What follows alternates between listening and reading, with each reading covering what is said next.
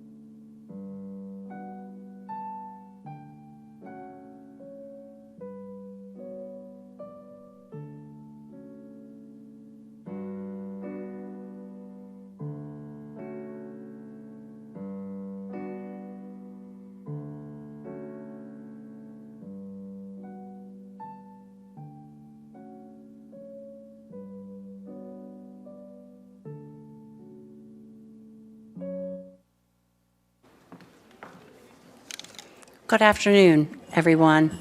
I apologize for the holdup here. We're having problems with the WebEx line, so I appreciate your patience, and we're still working through that. So, good afternoon and welcome to our seminar. We're very pleased to see everybody here in the audience, and we're going to be having the regional office and the folks working home virtually join us. So once we get our dial-in number, I will be able to provide that so everybody will be able to get the access that they need. I'm Diane Shook. I work in the Division of Pay and Benefits. I'm very excited to be here today hosting the TSP seminar, which is early to mid-career employees. Today, we're going to be learning about short and long-term saving strategies, how to maximize your TSP account. You're going to learn a lot of tools that are at the TSP website and available at your fingertips all the time. We're going to find out the differences between the TSP traditional account and the Roth account, how to take out TS loans if that's important to you, and so much more. Our guest speaker today is Mr. Chris Swain. He's visiting us today from the TSP service office, and I will introduce him in a few moments. So sit back, relax, get ready for an awesome TSP briefing. But first, we're going to go over a few administrative items. We're going to ask that you keep your phones on mute until the end of the presentation. We do know that folks are joining us on live stream, and we want you to hold your questions until the moderator opens the phone lines, or we may choose to entertain the questions at the end of the seminar. During the question and answer session, for those that are present in the room, we'll turn on the mic. If you can go to the microphone, ask your question, and this is important so the people that are on the phone and live stream can hear the question. And we have established an email box, so if you feel comfortable emailing your question, you can do so by writing to this benefitsseminar@cms.hhs.gov. Benefits seminars, that's with an S, at cms.hhs.gov. Also, if you have any issues viewing today's broadcast, let us know that as well.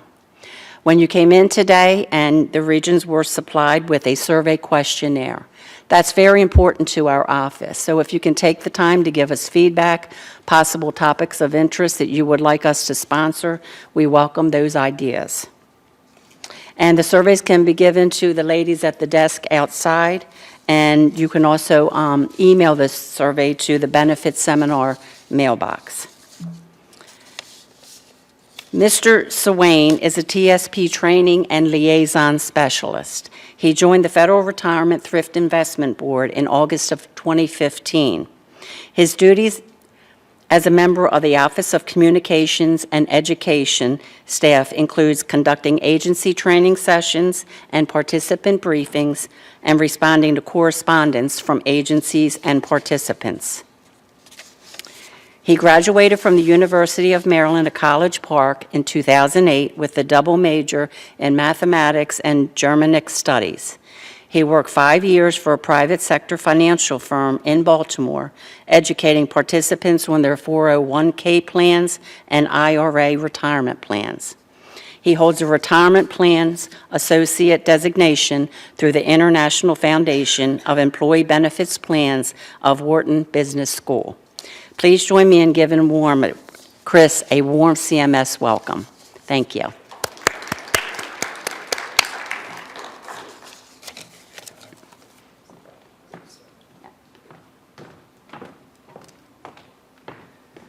Hi, everyone. Welcome to today's session talking about the Thrift Savings Plan. So just to expand upon the introduction a little bit more, so my name is Chris. I work for the Federal Retirement Thrift Investment Board. That is our agency's name. Our agency was established in 1986. That's when the TSP actually started for federal employees, technically in 1987. And we are a small agency by pretty much all standards. We have about 300 federal employees. So we're really small. We're located down in Washington, D.C. I get the benefit of being able to travel down to D.C. every day. I'm just kidding. I live in Ellicott City, Maryland, so coming here is much easier for me. So it was about a 15-minute commute for me today, and I got to get here at about noon. Normally, I get to the office in D.C. at about 6:30, which takes me about an hour and a half to get down there. So thank you for having me out today. I really appreciate it. This is something I've been doing for about 4 years. I got my start, so I did work for a financial firm in the Baltimore area. I grew up in Baltimore County. I'm from Cockeysville originally. I've lived in Baltimore City. I lived in Dickeyville, if anyone in the room knows where that is. It's only a couple miles from here. And then now my wife's from Ellicott City, so that's how I ended up over there. And so I was working for a financial firm, and then it kind of, I was looking for a change, right? I was looking for a new job. I got into a position I wasn't really happy with. I had a boss that I wasn't really fond of. I guess I'll say it like that, to put it lightly. And I had an opportunity to get a job working for the federal government. So I actually started my federal career not working for the TSP. I started my federal career working for the FDA, the Food and Drug Administration, which is also under HHS. I did budget formulation for FDA for just about a year. But it was actually my first week at FDA that I decided I did not want to work at the FDA. And it didn't have anything to do with the agency or HHS or anything like that. It just was because I came into my position in the federal government, but prior to that, again, I worked for a financial firm for about 5 years. And what I knew was retirement plans. I knew 401k plans, 403bs, 457bs, and IRA accounts. Now, the first ones I mentioned are workplace retirement plans. Those are the same thing as the TSP. There are some minor differences. The thrift savings plan isn't regulated by the same laws. However, as far as we are concerned, it's the same situation we're dealing with. So I came to work at the FDA. They took us through a 2-day new hire orientation, and they maybe spent 5 minutes talking about the TSP. So I saw that as an opportunity for me to figure out how I could work for the TSP. And it was about a year later that I found the position. My boss was very upset. She thought I was leaving because of her. That was not the case. I just kind of knew that I wanted to talk, to be able to educate people on the thrift savings plan. Something that I had education on when I got my first job, but a lot of people aren't exposed to that. You know, I went to University of Maryland, College Park. I studied math and German. I had no finance classes that I took. I never took a business class, an accounting class. And this is not something that you learn in school. So for me, I understood it through my first job, and I thought it was a good opportunity to figure out, okay, how can I help relay this information to other people as well? So that's a little bit about my background. I, again, have been working there for about 4 years, and it's been a wonderful job. I get the opportunity to go out and talk to different federal employees, not only civilian agencies, but also military agencies as well. And I get to do a lot in the D.C. area. I do, again, appreciate when it's in the Baltimore area. And then also get to travel around the country as well. Next week, I will be going to Hawaii, which is something I'm kind of looking forward to.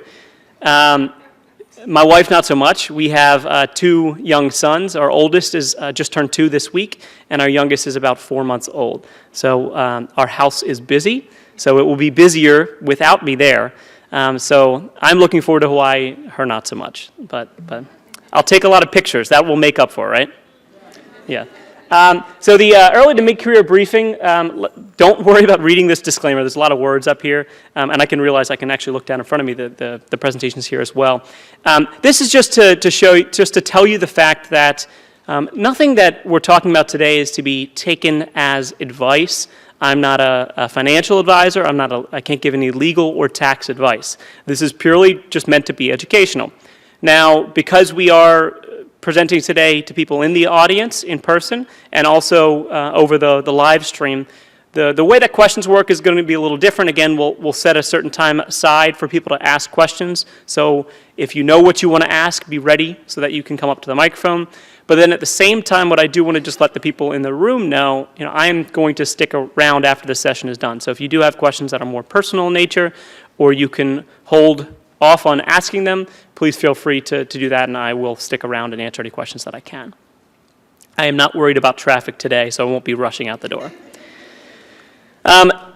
The agenda, so we're talking about the early to mid-career briefing, so that means we want to cover a few things. First, we'll set the stage. How does the TSP fit into my overall retirement? Then we'll talk about 3 main topics with some other things that aren't mentioned up here, but the 3 main topics are going to be our contributions. How do we put money into the TSP, and what do we need to understand when we do that so that we don't make any mistakes? In addition to that, as a part of the contribution rules, what does it mean to make a traditional contribution versus a Roth contribution? That's a tax decision that we have to make for ourselves. And then after we go through those two topics, something we're going to spend a little bit more time on is going to be discussing the investments within the TSP. This says getting the most bang for your buck. Really, how do we choose an investment approach or strategy that's going to be appropriate for us? A lot of us, in the room, I can see people's faces. I know that some of us might be earlier in our career and some of us might be getting closer to retirement. And that means that we might have different investment strategies. We may have the same investment strategies, but we need to understand what those could be so that we can figure out what makes most sense for us. So that's what we will be spending, the majority of our time on in the presentation. We also will talk about the death benefits on the TSP. How do we make sure that we are prepared for death, right? How do we make sure that when we die, the wrong thing doesn't happen to our TSP account? That's the most important point in that section. And there's a couple other things we'll talk about as well. So to set the stage, we need to talk about how the TSP fits into our overall retirement package. I know many of you are following along on the slide deck, so you kind of can see already that we as federal employees have a three-tiered retirement system. Some of us might only have two, and that's because we have access to, as a part of our federal retirement benefits, Social Security, our pension, and the Thrift Savings Plan. Those are the three that we all have, except for a small group who only has access to two of these. And that small group would be any federal employees who fall under the Civil Service Retirement System, the CSRS employees, because prior to 1983, everyone was covered under the Civil Service Retirement System, and none of those federal employees were participating in Social Security. When the FERS Act became law, I guess that's a way to say that, in 1986, now federal employees were required to pay into Social Security, but also they have a pension system. It's just different than the Civil Service Retirement System. And then that third component, which was created as a product of this FERS retirement package, I guess we can say, is the TSP. And that's what we'll be spending the majority of the time talking about today. Before we get into talking about the TSP, I want to just make sure we understand the basics of Social Security and our pension as well, because it's important to, again, make sure we understand how these pieces of the puzzle fit together. So on the screen here, you can see that the TSP is a lighter color of blue, right? And then Social Security and our pension are a darker color of blue. This is just to point out the fact that they are different in nature. Social Security and our pension benefits are something that we are eligible for, assuming that we meet the minimum requirements. We are all eligible for the TSP, so that's number one, the difference. Also, the difference with Social Security and our pension is the way in which it pays out. So let's start with Social Security. We are all FERS employees at least, are all paying into the Social Security system. There's money automatically coming out of our paycheck that goes into Social Security. That means when we are eligible, we can all receive Social Security benefits. At what age, so what's the earliest that we could actually start receiving benefits through Social Security? So 62 years old. The earliest we can start collecting our benefits under the Social Security system is age 62. We can just walk down the street to Social Security, knock on the door, tell them to pay us, right? That's how it works. That's not how it works. Make that's clear. But we are not far from their headquarters, right? So that's a nice thing about, I guess living in the area. Who knows? So we can start as early as age 62. Our full retirement age through Social Security is based on when we were born, but for the majority of us, it would be age 67. That's when we can get our full benefit. But you can actually wait for a longer period of time to collect a higher benefit. So you can wait all the way up until age 70. So the benefit, again, of waiting until age 70 is that you get a higher monthly check through Social Security.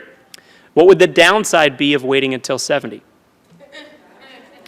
You might not make it that far, right? So it depends on your life expectancy. If you started at age 62 versus waiting until 70, that's 8 additional years of payment. So you have to think about, okay, how long am I going to live for? Also, when do I need benefits from Social Security? Some people might be working still past 70. So do they need to start collecting Social Security benefits at age 62? Maybe not.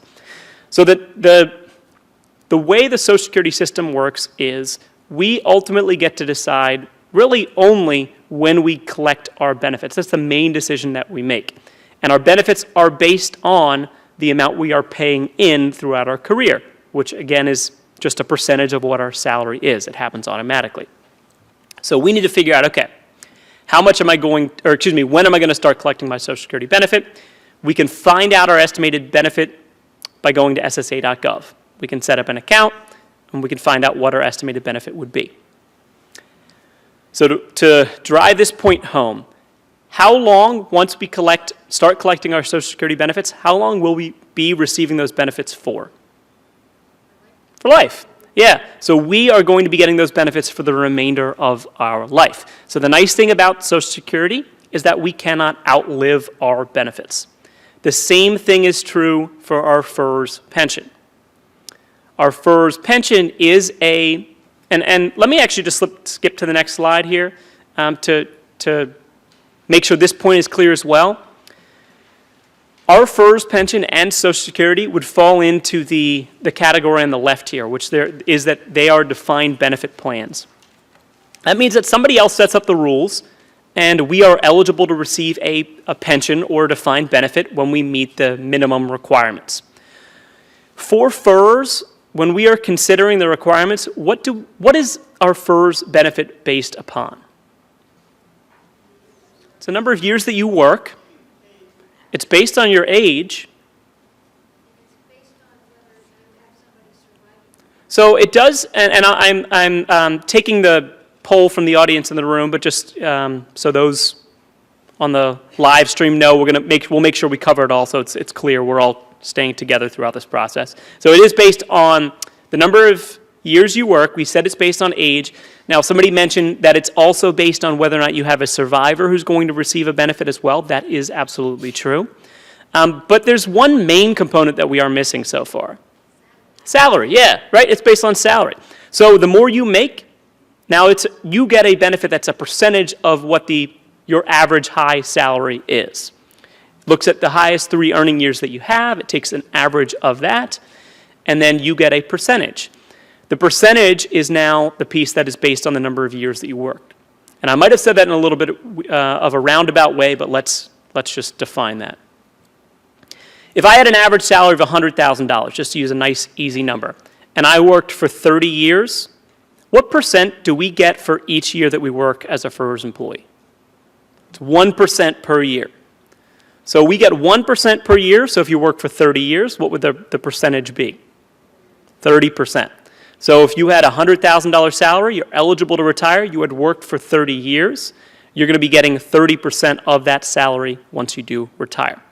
There are some other numbers that we are not considering right now, or not yet, and that is, under FERS, if you are at least age 62 years old and have worked for 20 years or longer, that 1% jumps up to a whopping 1.1%. So that means that if you worked for 30 years instead of retiring with 30% of your salary, you would be getting 33% of your salary. Okay? That is the general way to look at the FERS benefit. There are some other calculations to consider. Age is one of them.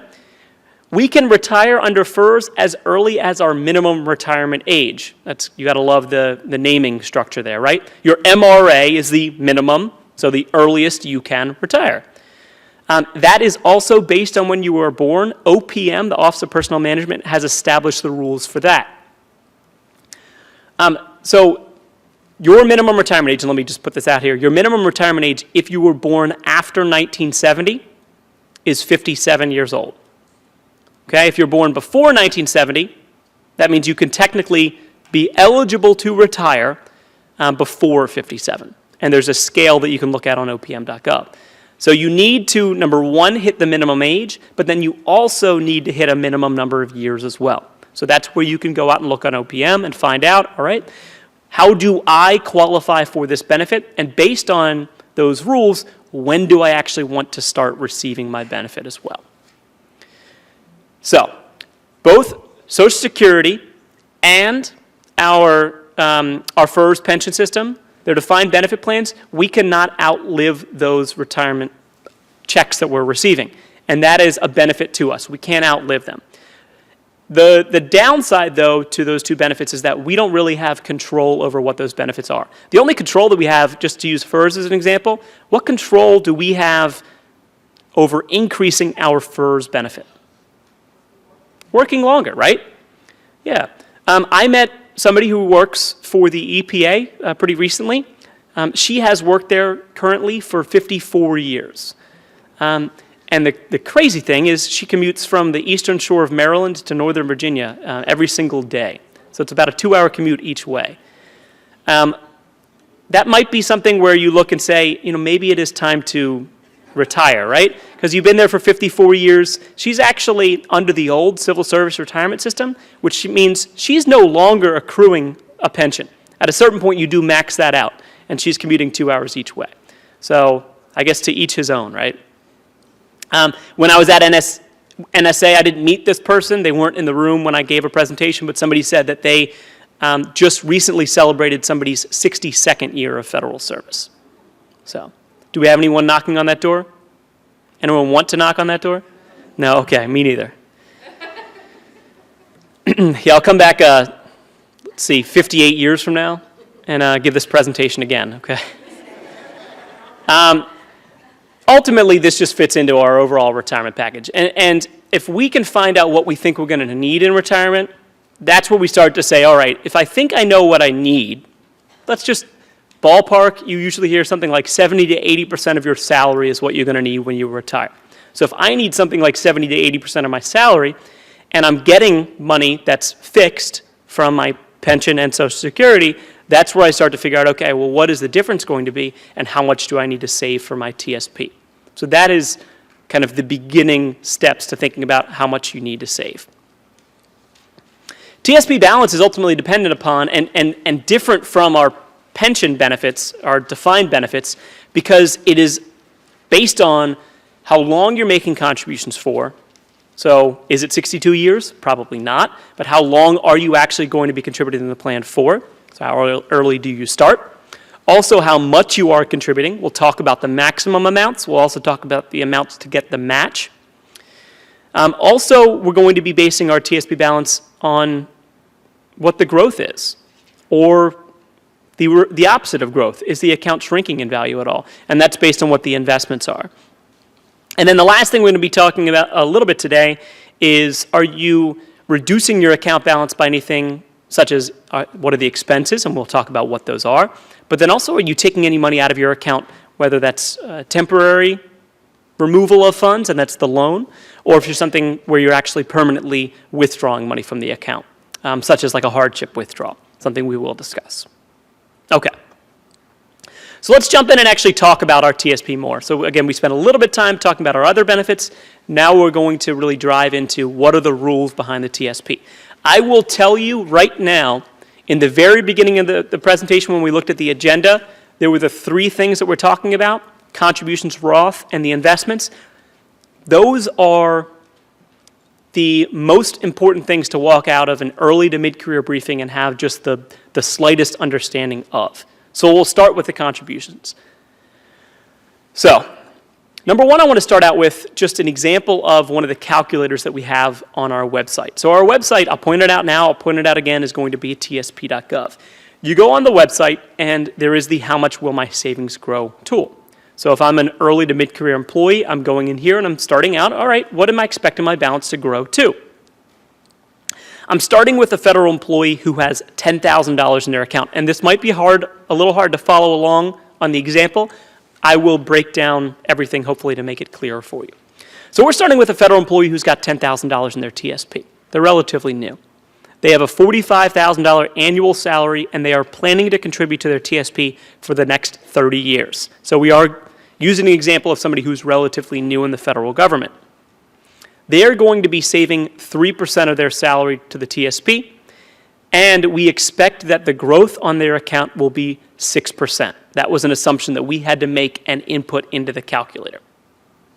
So, does anyone in the room know why would we start in this example with somebody saving 3% of their salary? Yes? So the minimum of matching, you're almost there. When we look at the matching percentages, you are right. 3% is the amount that's matched dollar for dollar. Technically, I could contribute 1% of my salary and I would receive a match. But the reason we're starting with 3% here is because that is, since 2010, the amount that if you were a new federal employee, you're automatically enrolled to contribute 3%. So before, without making any changes whatsoever, you start your job, your agency starts deducting 3% of your pay. So that's where we use it. That's why we're using it here in this example. And we will make a change to it as well to show if I increase that, what will that look like as well. So this shows us 30 years later. It's got the different sections of this chart that shows your contributions plus the earnings on top of that. 30 years later, what would my account balance have grown to? And it's pretty staggering that on a $45,000 balance, you're saving 3% of your salary with a 6% rate of return. So those three factors in play here, we're going to see the account balance grow to $415,000. Now, we mentioned the match. If I want to take full advantage of the match, what is the percentage that I would want to contribute? 5%. So that is the minimum I want to contribute if I want to take full advantage of the match. And that's why the next slide shows us, well, if I increase my contribution amount to 5%, how would that change my account balance over 30 years? And we can see it grows substantially to $570,000. Now, on the right-hand side, we're saying, well, what about if I contribute even more than that? What if I contribute 10% of my salary? And that's a case where you would continue to see that increase all the way up, in this case, to $825,000. What is the maximum we can put into our TSP for 2019? $19,000. It's an easy way to remember for this year. 2019, we can contribute $19,000 as our regular contribution. So that's where we said 10%. So we could even go above that. And if we are not planning on touching the money, and this is a common misconception. A lot of people think when they leave their federal job, they have to start taking money out of their TSP, or that they have to take it all out, which is not the case at all. And the next slide just shows us, well, what if you left the money in the TSP for an additional year, or 10 years, excuse me, not just 1 year, but 10 years, what would that account balance look like? And we're showing up here, it's about $1.5 million. This is a good example to walk through, because it shows us the more you save and the more time you have, the bigger of an impact it's going to have on what your TSP account balance could be. Anyone have a guess on what the largest account balance is in the TSP? So there are 5.5 million participants. Anyone want to guess what the largest account balance is? It's about, as of last month, or no, not last month. What month are we in? We're in March. As of December, a few months ago, it was about $6 million for the largest TSP. What do they do? They're in this room. You didn't know that? No, I do not know what they did. I didn't actually go and look at their personal information, but it's just one of the statistics that we pulled that the largest account balance is about $6 million, which came down because the market, if we look back at December, the market was down. You might see a report. Some people like to follow this number. I personally, I don't really pay much attention to it, but there's a report that we put out that shows the number of millionaires in the TSP. And I think as of December, it was something like 25,000 or something. So there are a substantial number of participants with over $1 million, but then that's of a total population of over 5.5 million. So that figure is going to continue to grow, especially because the TSP has only been around since 1987. So while that is a long period of time, that's 30 years. There are many people who have worked and will work for the federal government for longer than 30 years. Okay, so let's talk about some of the rules. That was just an example for us. So some of the rules regarding our contributions, and this is probably the most important thing to know from this section, is where to go if you want to make changes to your contribution election. So do we have an announcement? Okay. Bear with us for just a moment. Oh, this is the dial-in number? That is the PIN number. The PIN number. We'll see if I can read it. Okay? It's handwritten. 991? Okay. 991-193-717 is the PIN number. Okay. Got it. Thank you. Okay, so where were we? We're talking about the contribution rules. So the most important thing to know about our contribution rules is where to go to make changes to the amount you're contributing. Especially those who are automatically enrolled at 3% of your pay. If you want to increase that to the 5% to get the full match, you can do that through your online payroll system. So whether that's Employee Express, MyPay, EBIS, Employee Personal Page, or MyEPP, that's where you would go to make changes to the amount you're contributing. That can be done at any point in time. You can start, stop, or change your contributions, increase or decrease at any point in time. It just generally takes one pay period to take effect, maybe two based on the timing. You can also elect a dollar or a percentage. So if you want to contribute a dollar amount per paycheck or a percentage of each paycheck, that is the second election that you can choose within the payroll system. So the amount, and then whether or not it's a dollar or a percentage. We did mention the fact that you can contribute up to $19,000 as your regular contribution for 2019. That's what this chart shows in the kind of the top middle here. In addition to the $19,000, well, number one, what is our agency putting in on our behalf? Their matching contribution and the 1% automatic we'll talk about. That's not included in that $19,000. So I personally can contribute up to $19,000 plus any agency money from CMS can take me over that, and that's fine, but my limit is $19,000. If I am 50 or older, I'm also eligible for catch-up contributions. So that's the bottom middle of the slide. That's an additional $6,000 for 2019. So I do have a slide which talks about what the catch-up contribution is. I will show you in a minute. So this is just to know that if you're 50 or older, you can do that, and I will give you the explanation of what it actually is in just a minute. And then lastly, if you were a uniformed service member and you were deployed to a tax-exempt combat zone, you could contribute up to $56,000. That is a separate rule as well, so the majority of TSP participants cannot do that, but I do have a slide that goes into a little bit more detail on that as well. And then, so it is clear too, I'm planning in my head, okay, when does it make sense to take some questions? We're going to get through this contribution section. We're going to get through the Roth and traditional section. After that, we will open it up for some questions, and then later again, probably after the remaining information. That's what I'm thinking right now. But of course, we can change it if we need to. Okay, so this chart just goes on to show for a FERS employee, we're going to be receiving a match from our agency. A lot of times you'll hear people say, don't leave free money on the table, and that's, I don't really love that saying, but it does drive home an important point which is you should consider contributing at least the full amount to get the match. Because if I am putting in 5% of my pay or more, which is what the chart on the right shows, I am going to be getting 5% from CMS. So if 5% of my pay was, and just to throw out a random number, $100, CMS will put $100 in as well. And that's when I contribute 5% of my pay, they will give me a 4% match, and then they also will give me a 1% automatic contribution. So technically, if I contribute 0, which there are federal employees who do elect to not contribute at all, they still do receive a 1% automatic contribution from their agency. But if we can contribute more, we will receive that match. And hold off on the questions just so we can take them as a group in just a minute. Okay. Uniform service contribution rule. So I mentioned the fact that, again, only uniformed service members can contribute up to this higher limit of $56,000 if they're deployed and receiving tax-exempt pay.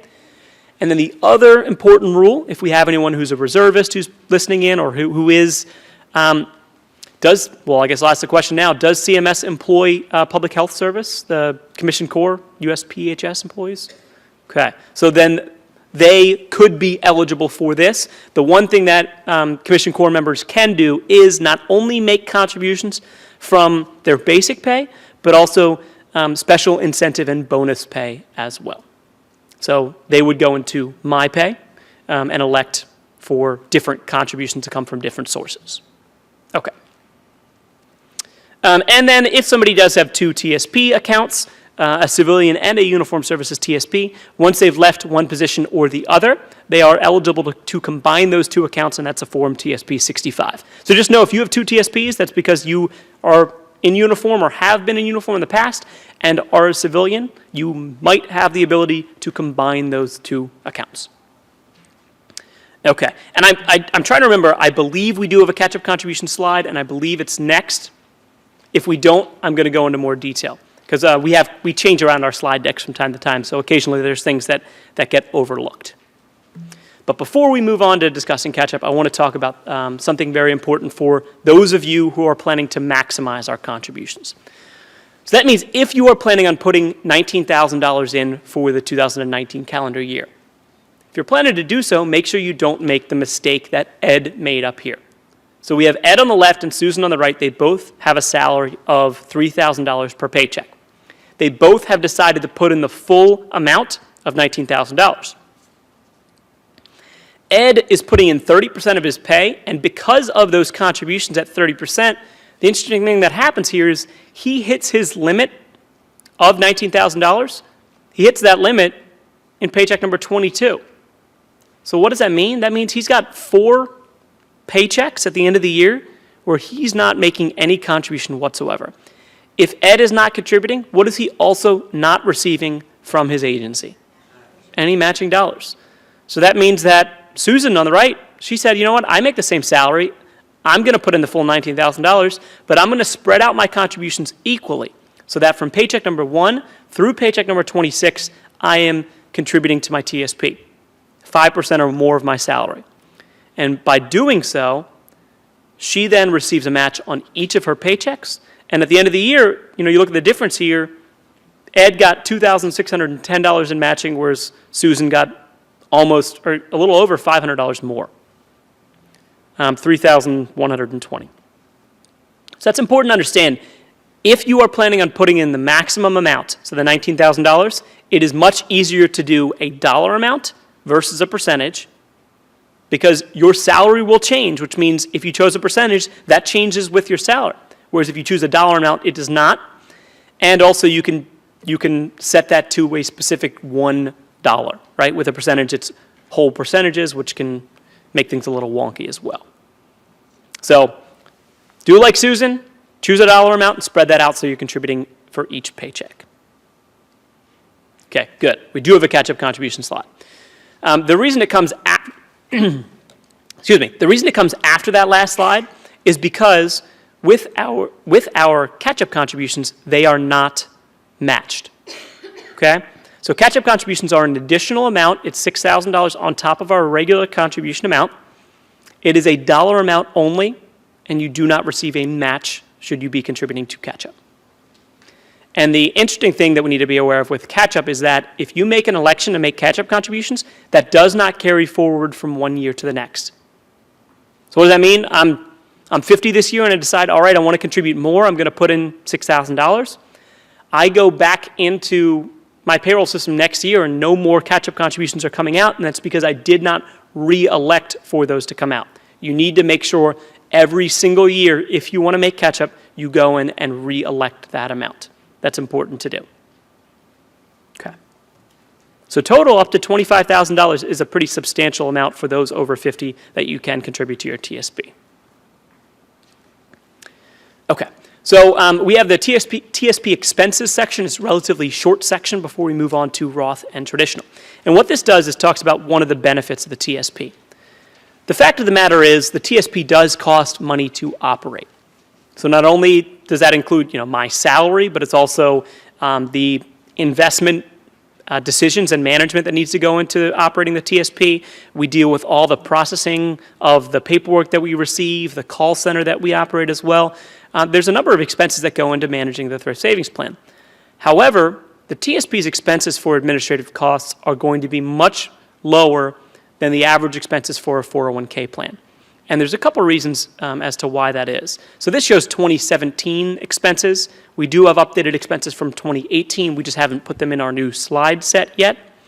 From 2018, it is 40 cents for every $1,000 you had in the plan. For 2017, we're looking back at an expense of 33 cents for every $1,000 you have in the plan. So if you think about this, why would the TSP have lower expenses than a 401k plan? Well, one of the things I already mentioned, and that's the fact that we are the largest defined contribution type plan in the world. So we said 5.5 million participants. Because of the fact that it's so large, that means all the expenses being shared are shared over a very large population. So relatively, for each person, we don't have to deal with too much as far as how much the expense will impact ourselves. I guess we can say it that way. And then the other thing that is different between us and a 401k plan is that the TSP, being a federal agency, we are not for profit.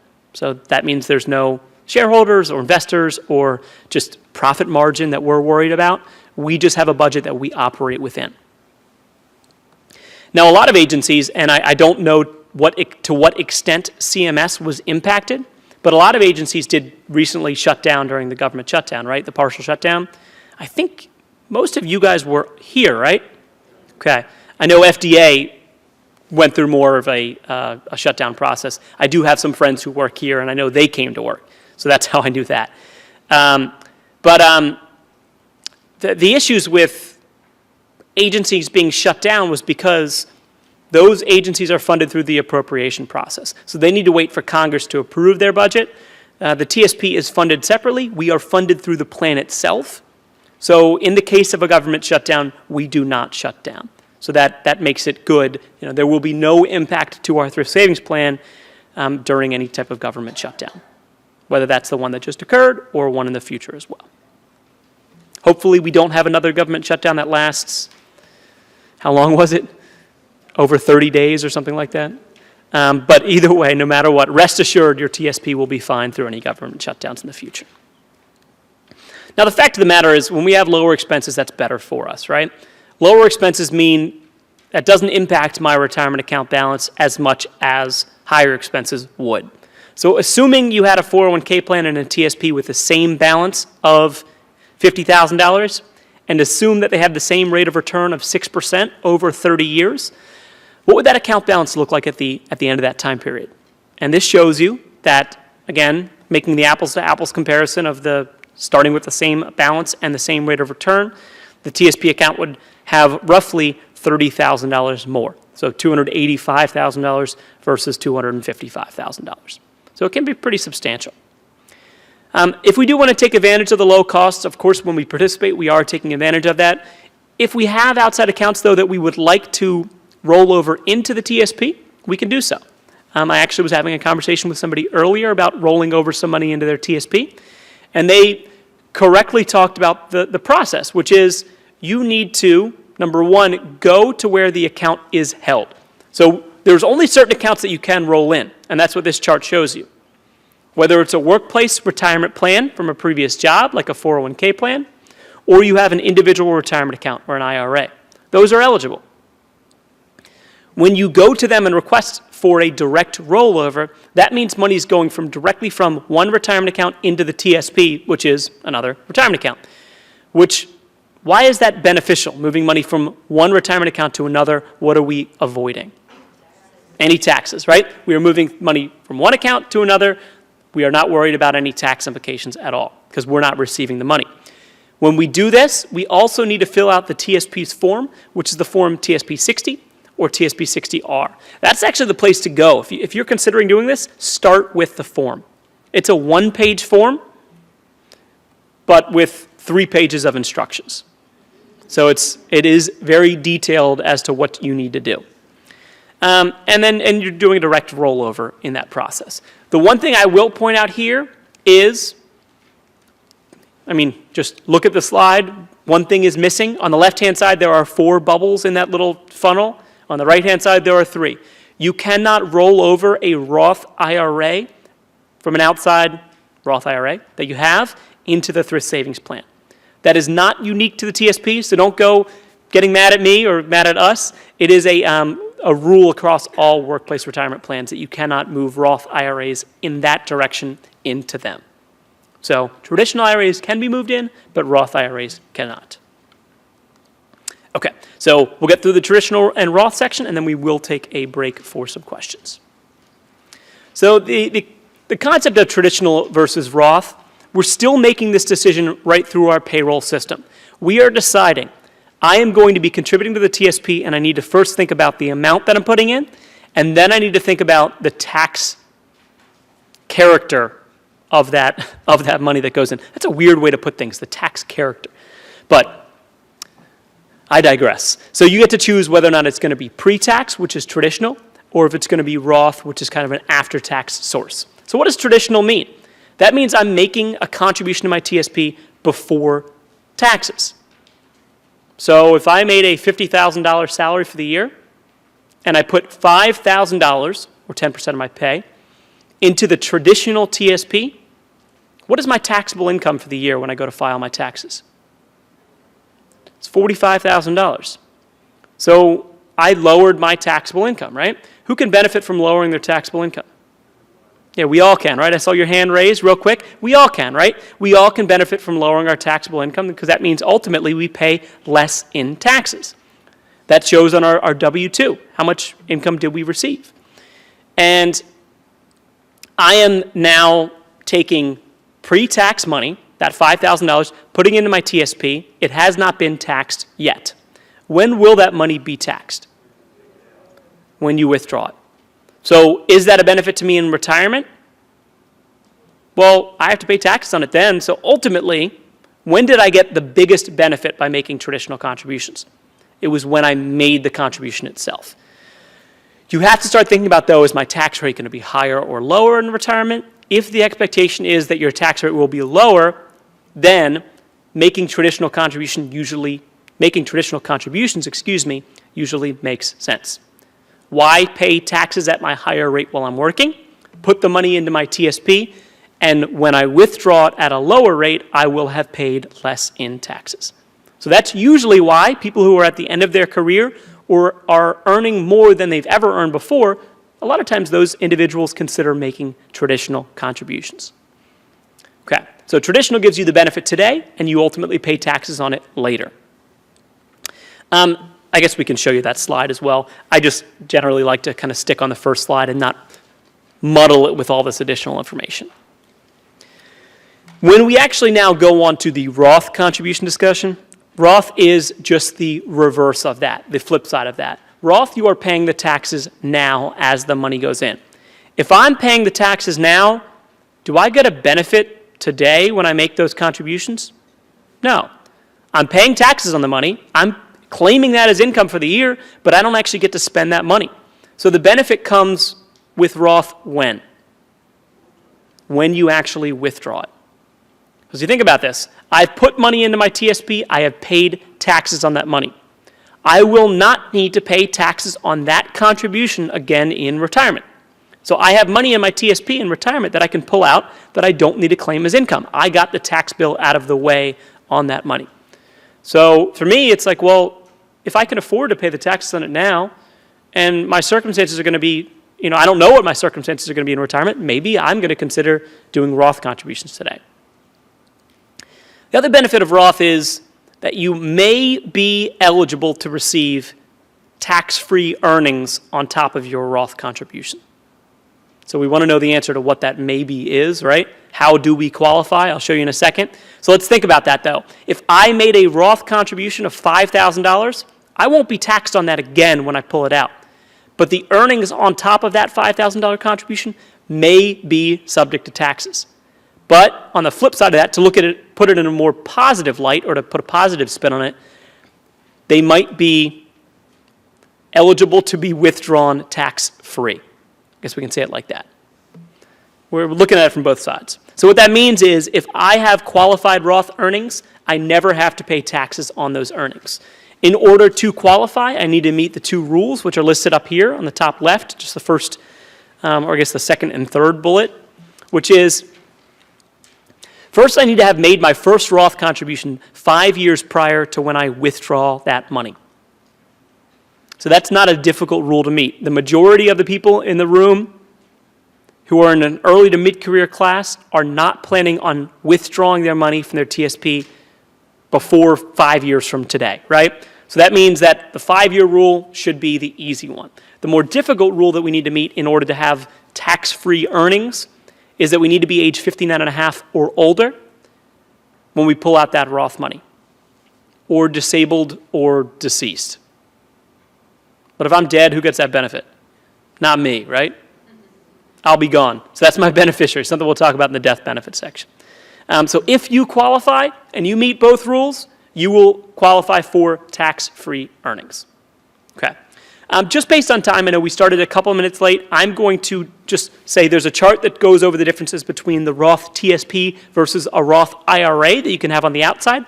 They have different rules. Go ahead and look at that chart. I'm not going to dive into that. They are different accounts. That's usually the sticking point. People think they are the same. And then also, there is something called a retirement savings contribution credit. This is a tax credit that you could apply for and be eligible for if you make, and this is an example here on the bottom left, married filing jointly under $64,000. Then you could get a tax credit, a non-refundable tax credit. If you want to learn more, the IRS tax form, I believe, is 8880. Okay, so with that, I will open the floor first for questions for people in the room. So if you'd like to ask questions, go ahead, please head towards the microphone. Or it might be brought to you, it looks like. Oh, no, it's just being turned on. So Chris, just before you open the for Q&A, let me just remind folks who are trying to dial in, so you may be watching live stream, and you want to dial in to present a question. The WebEx meeting number is 991-193-717. Perfect. And then we'll open up the phone lines after we take questions from the room. Cool. So first question in the room. My question is there any plans that you know of to change it if I want to be a little bit more aggressive with my investments among my accounts? Say I'm in a C fund and it's not doing well. Right now we can transfer in and we can transfer out. And you can only do it twice during the month. Is there a plan to up that to maybe 3 or 4? And if not, say there's not a plan, is there a plan to charge us, let's say, a fee for those folks that want to make more than one transfer during the month? Cool. Thank you for the question. Simple answer, no. So there's no discussion around increasing the number of times that you can do an in-front transfer, something we will talk about in the next section. There actually what it used to be that there was an unlimited amount of times you could go in the month, well, really limited to the number of calendar days in the month, but there was no real limit. But when that was put in place, the discussion was around that this is going to stay. Now, the follow-up to that was about charging people. If we increase it, well, it won't be an increase, so there wouldn't be a charge. What there could be in the future is the access of a mutual fund window.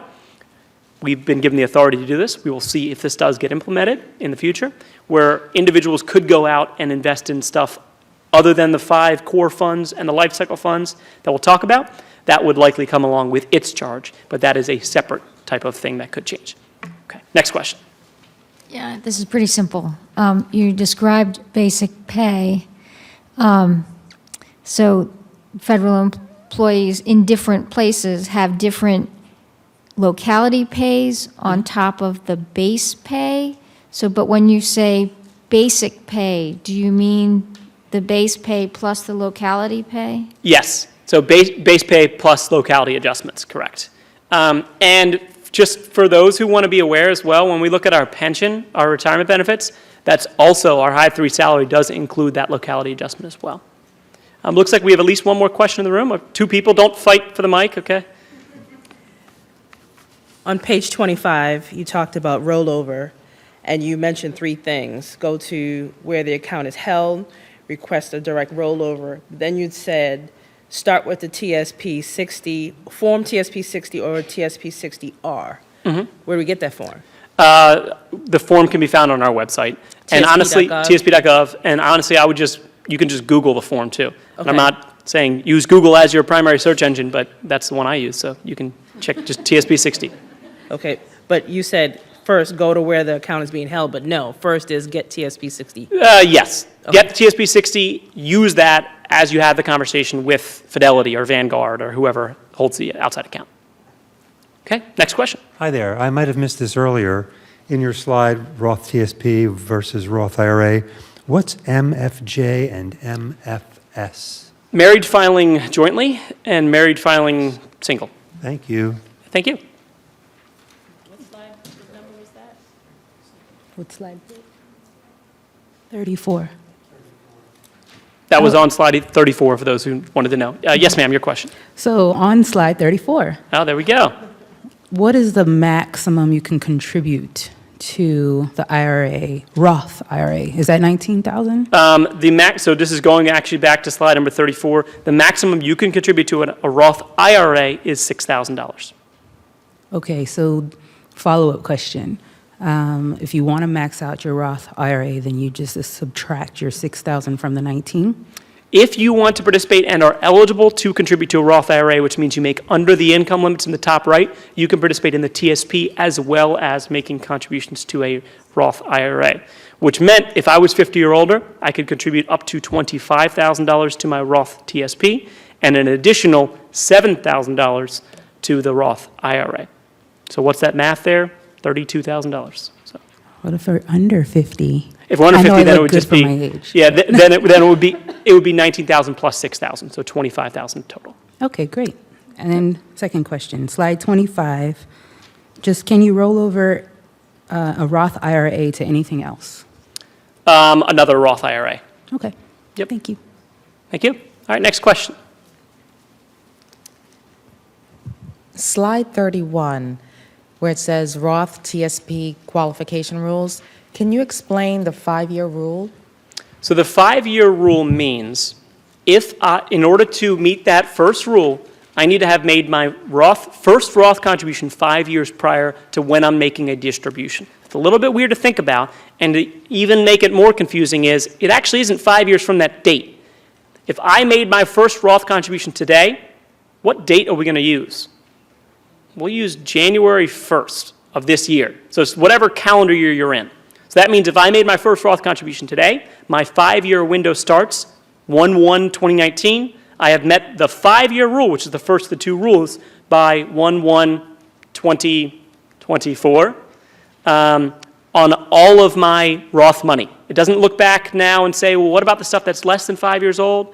No, it's 5 years from January 1st of the first year that you make your Roth contribution. It's a mouthful. Next question, please. Thank you. So my question is around required minimum distributions.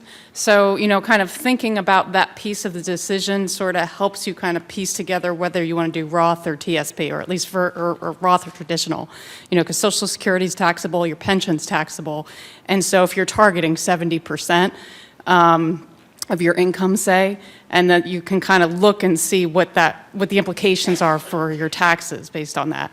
And so part of that decision is thinking about, I know there's required minimum distributions for traditional, but where can we find more details on the Roth required minimum distributions for our Roth TSP? There's definitely information available on tsp.gov that goes into that. I will just say that required minimum distributions are required on traditional and Roth money in your TSP. What some people do, and this is getting completely separate from this conversation, some people take their Roth TSP balance and move it into a Roth IRA after they've left the federal government, because Roth IRAs do not have RMD requirements. Okay, so that was my thinking. I didn't realize the TSP had a required minimum distribution. So, okay, so I'll check out the website then. Yep. Thank you. Thank you. Yes, sir. Yes, could you say a few words about inflation adjustments? Are they automatically calculated, or they have to have a signature in Congress, or? TSP has, so as far as the TSP is concerned. No, I'm talking about the other parts of the FERS and the Social Security. I have nothing else to add on that, just because it's not my area of expertise. Just the TSP, we're worried about what our balance is, and that's why we want to make sure we outpace inflation, but there's no adjustments to our balance based on what happens with inflation as far as this is concerned. All right, so let's go ahead and open the questions to the. Yeah, we'll open up the phone lines real quick. Tamika, if you wouldn't mind opening the phone lines, and then we'll see if we have questions from Region 1.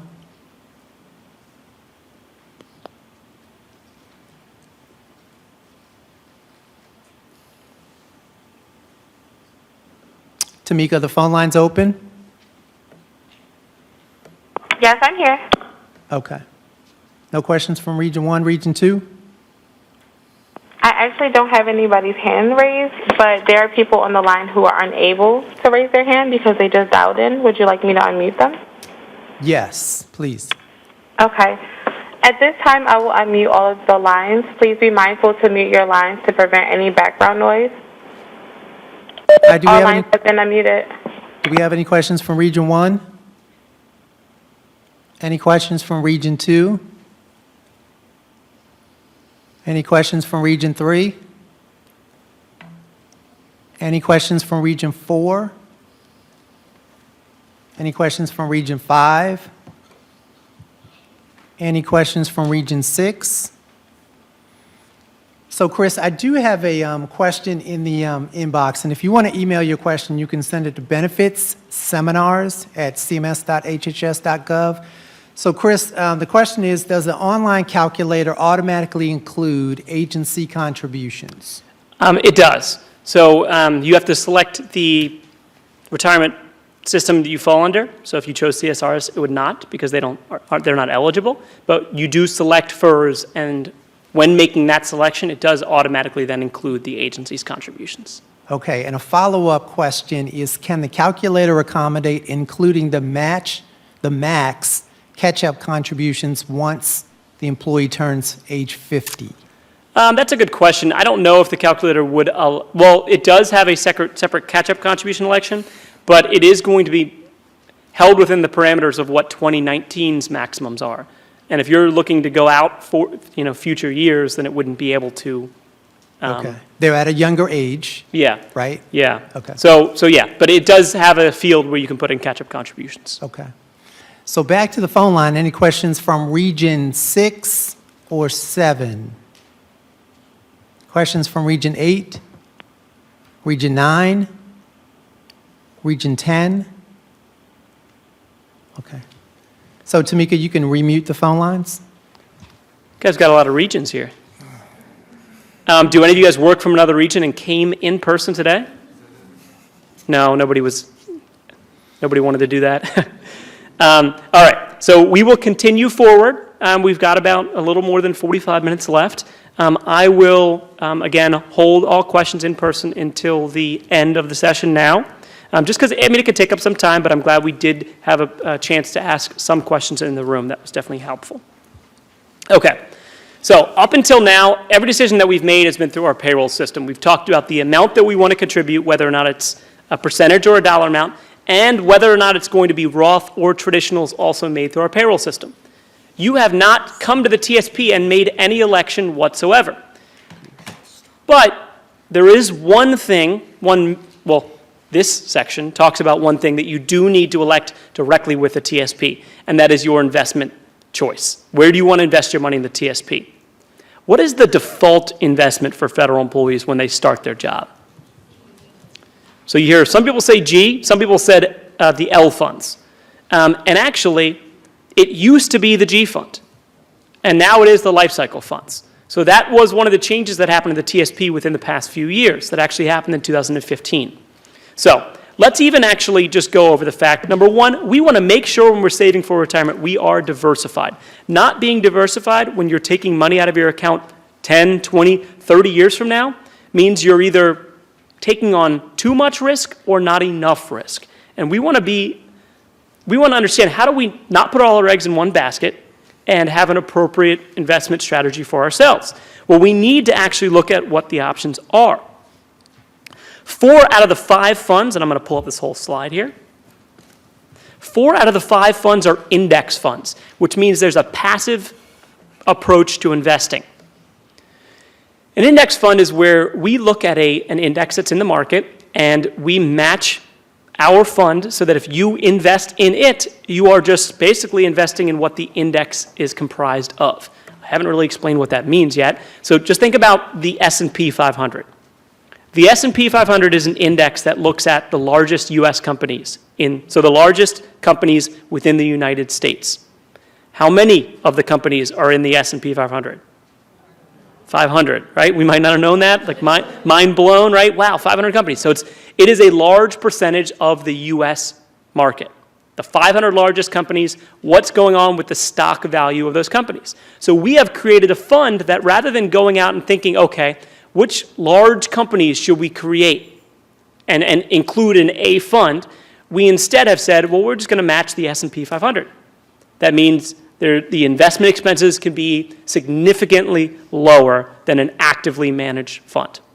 So that's why we use passive the passive investment strategy, and that's why we use index funds. I mentioned that 4 out of the 5 are index funds. The S&P 500 index fund is the C fund. That is the fund that invests in large U.S. companies. So the C, along with the S and the I, are our 3 index funds that focus on stock investing. So you are investing in stocks when you invest in those 3 funds. If we know anything about investing in stocks, it's that we can definitely grow our account when we invest in stocks. What else do we know about investing in stocks? You can lose your money. It can be risky, right? So those 3 have growth potential but can also be risky. C is investing in large U.S. companies. S is higher risk than the C fund, but also with higher growth potential. It invests in small and medium-sized U.S. companies. And then the I fund, what does that I stand for? International. So we're looking at companies outside of the U.S. That generally is going to be even higher risk than the C and the S because you're dealing with other things like currency risk, exchange rates, political and economic risk, right? What's going on right now in the UK? Brexit, all the conversations. I heard something on the news that it might have been maybe some good progress was made. I don't know, right? But that's something that's political that can affect the value of companies that are located within the United Kingdom, which can affect the value of your I fund. So we see stuff that goes on outside of the U.S. can have an impact on the I fund, which means that can be volatile, as well as all 3 stock funds, C, S, and I. F and G are more focused on preservation and income. You're not worried as much about this high volatility with F and G. F is an index fund, which is a bond fund. Bonds can go up and down in value, but generally speaking, they're not as high. The risk is not as great as when you invest in something like the C, the S, and the I. So you can lose your money in the F, but it's not going to be as high of a risk. With the G fund, that is not an index fund. That is the one that's not an index fund. It is just Treasury securities. We know, many of us, a little bit about the G fund, which is you can't lose your money you put in the G fund because it's backed by the U.S. government. What is the risk, though? You can't lose it all. What's the risk of putting everything in the G fund? You're not going to see any growth potential. And that is evidenced by a slide we'll show you in just a moment. This just goes down and breaks it down in a little more detail, which shows you, again, you've got G and F as our more conservative on the left, C, S, and I as our more aggressive investments. Now, if we look from 1987 all the way through 2017, if you had put $100 in each of those 5 core funds, what would that look like at the end of that time period? Well, and I'll give you what each of these figures are here. The S fund would have grown from $100 all the way up to $2,300 almost at the end of 2017. The C fund would have grown almost to $2,000. The F fund at $600, the I fund at $500, the G fund at $400, so that's working our way down, and then the bottom bar represents inflation. So this slide is kind of cool to look at, right? Shows you some interesting things. What does it show us that's interesting? Everyone says, wow, I should invest in C and S, right? And should you do that? Well, maybe you should invest some of your account in C and S, but you have to start thinking about, all right, well, what comes along with investing in C and S and I as well? The volatility, right? You can see that C and S did great over that 30-year period, but if we go back to 2008, there was a period of time where people were not so happy with their retirement accounts because they might have been investing in C and S and saw that go down significantly. So it basically takes us to the concept of retirement saving, which is the more time you have, the younger you are, the more time you have until retirement, generally you can consider investing more aggressively. Because anytime the market's down, you're not losing that money because you're not selling your shares. When do we sell our shares? When we withdraw money, we fund the money and withdraw it and take it to ourselves. So does that mean if I'm planning on selling soon, or I'm planning on retiring and spending the money soon, how should I consider investing? Not aggressively, but more conservatively, potentially, right? And that's up for me to decide. Do I want to change my approach? So as I near retirement, I'm not going to expose myself to as much risk. And that's generally the recommended approach. even though I can't recommend anything for you today. Remember that disclaimer in the beginning? Okay. And let's see if we can get to the next slide here. That is exactly what the life cycle funds do on their own. The life cycle funds, if you invest in one of them, they look at a specific year that you are planning on retiring. 2050, 2040, 30, 20, and then L income, which means you're actually in retirement. And what they do is they just use the 5 core funds, meaning some that are more aggressive like the CS&I, some that are more conservative like the F&G, and they blend them into a portfolio for you so that based on your anticipated retirement year, if it's far away, it's going to be more aggressive. If you're getting closer to that year, it's going to be more conservative. So, we are almost at 2020, right? Next year will be 2020. That means that fund is going to be pretty dang conservative. Whereas if I'm not retiring until 2050, well, I got time to make up for any losses. I got time to hopefully grow my account. That's where the 2050 fund is invested much more aggressively. The amount that's in G in the 2050 fund is much lower than the amount that's in G in the 2020 and the L income fund. So you have to understand that means that, the life cycle funds are, well, let me just put it another way. The life cycle funds are designed to also do this for you in the sense that not only is the 2050 more aggressive, over time it automatically changes to become more conservative.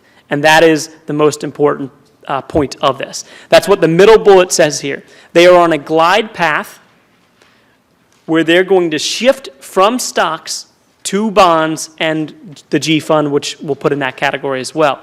So therefore, it's going to shift from being more aggressive. So when you are younger, it will take more risk, and it automatically changes to take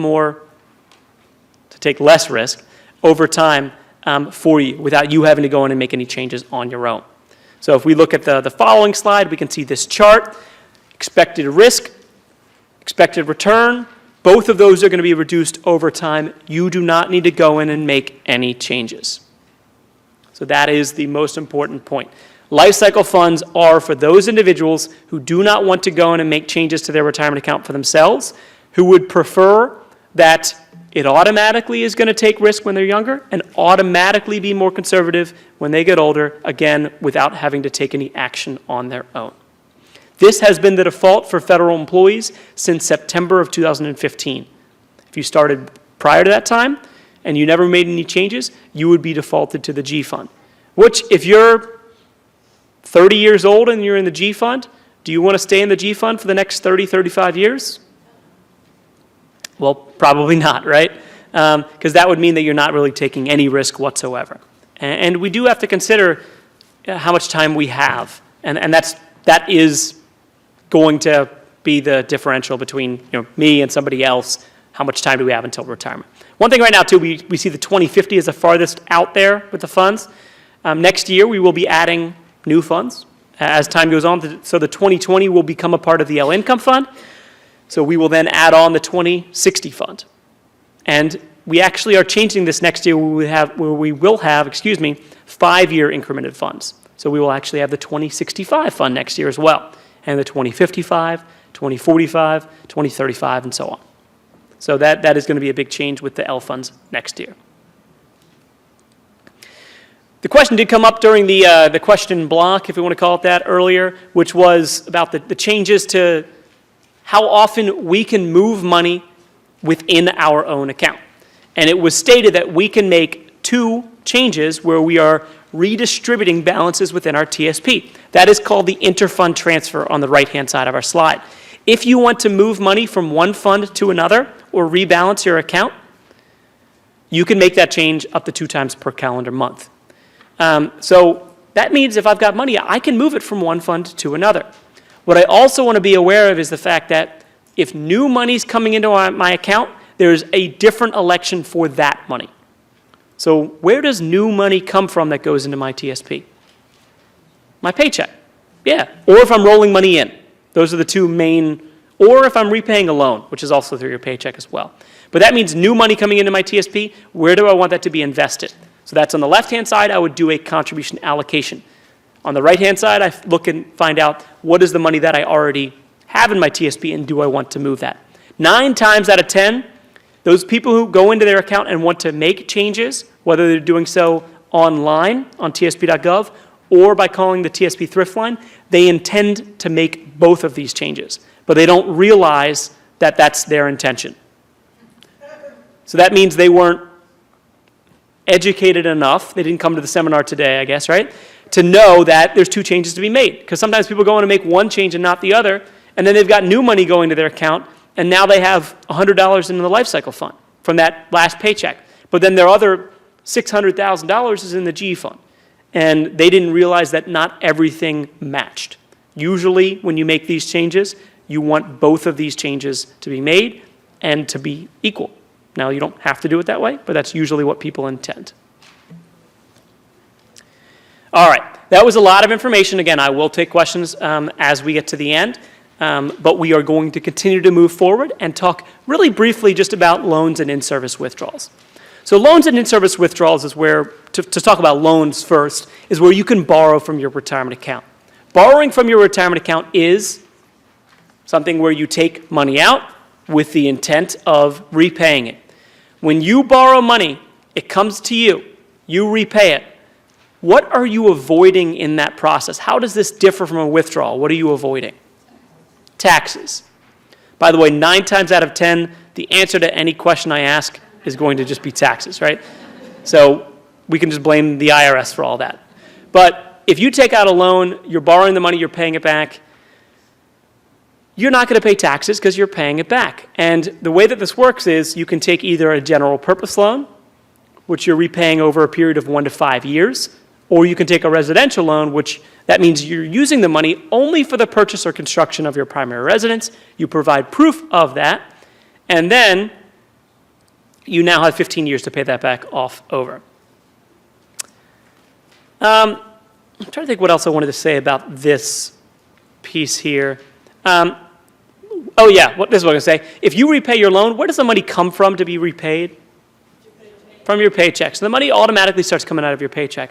So it is not taxable because you're repaying it. If you stop repaying your loan, that's when whatever remaining balance is outstanding could become taxable. But how would you stop repaying your loan? If you leave your job, right? Because it's coming out of your paycheck to automatically pay back your loan. Well, if you don't get a paycheck anymore, that loan's not going to be being paid off. And that's where you have to be aware of the fact that there could be taxes owed if you don't pay off your loan in a situation like that. The amount that's available, generally you can take about 50% of your account balance up to the IRS maximum limit of $50,000. And the maximum is technically $50,000 minus your highest outstanding loan balance over the past 12 months. Really quick story. There was a guy who he had about a $400,000 TSP balance, and he took $35,000 for a loan. He got the money, he spent it, he decided, you know what, I could have taken $50,000. I wish I had taken $50,000. So I'm going to pay off my loan to take out a new loan. But I don't have the $35,000 because I spent it. So he convinced his neighbor to lend him $35,000. He got $35,000 from his neighbor. He paid off his loan. He called back up and said, all right, I'm ready to take out my $50,000 loan. How much did he have available? $15,000. So if you're paying attention here, it's because you can never borrow more than $50,000 minus your highest outstanding loan balance over the past 12 months. So the moral of the story is don't lend your neighbor $35,000, right? Because you're not getting that back. The cost of the loan themselves, it's a $50 fee for processing if you request a loan. There also is interest paid on the loan, but the interest as a benefit is actually paid back to yourself. You're not paying the interest to somebody else. It's based on the G fund rate at the time you request the loan.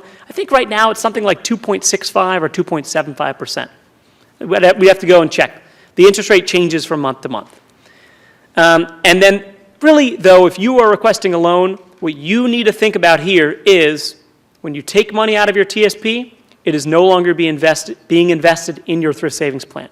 And if it's not invested in your TSP during that time, you are missing out on the potential for earnings that you would have otherwise.